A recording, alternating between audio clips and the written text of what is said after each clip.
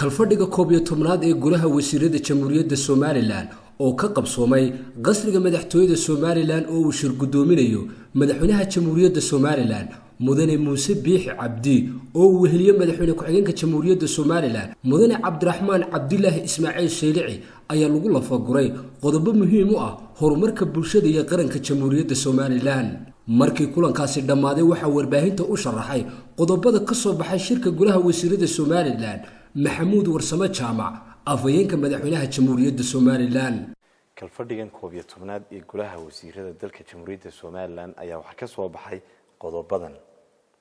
وحجودي لو صار هيرجلين تم مشروع شغقران جودي ذن أيها سوق قرشين قاب كيلو فلين لها مشروع عاصم موادين الصوماليلان لوجود شهيو هرمارين تدل كودا لونا جارو إسكوف اللانشو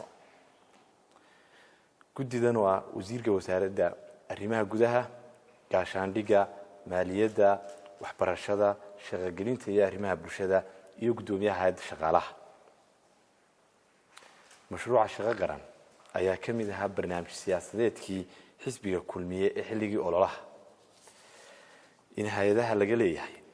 dalka Soomaaliya aanay haba yaraatee mashaariic ka fulin karin dalka jamhuuriyadda Somaliland in wasaaradaha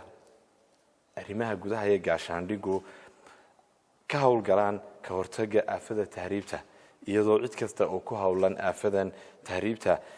شرعي الله مرين دونه